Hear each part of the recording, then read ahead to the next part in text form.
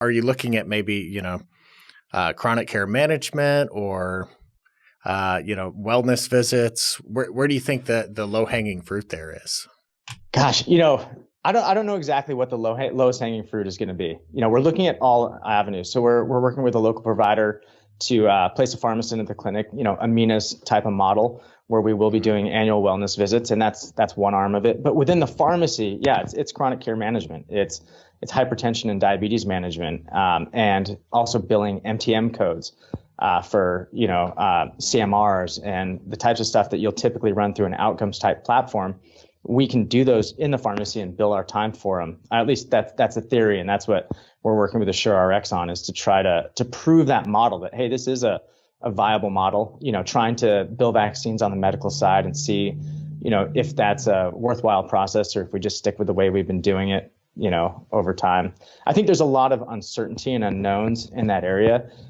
It's sort of the holy grail that we've been talking about for a long time in pharmacy is, billing on the medical side as medical providers.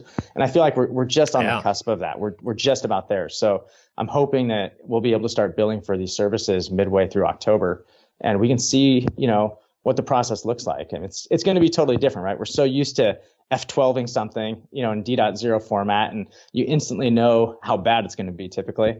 Right.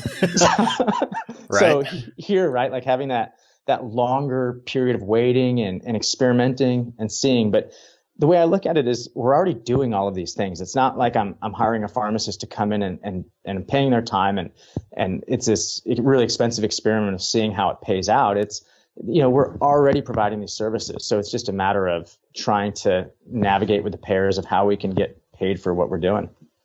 Yeah. Yeah. So you mentioned Amina, and I keep a count of, it seems like every podcast we do, somebody just mentions her by first name only, but Amina Abubakar with the Avant Institute, who he was referencing there.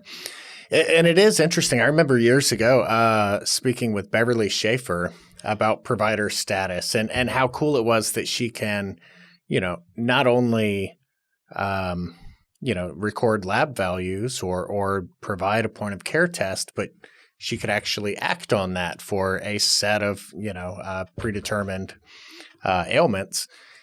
But that's really kind of that first step of, provider status is being able to say, yes, you do have the flu. How about I do something about it and go ahead and write you Tamiflu? But now being able to say that, I'm going to actually chart and do all of the things for chronic care management that are already billable. I already have that status. So it's going to be neat.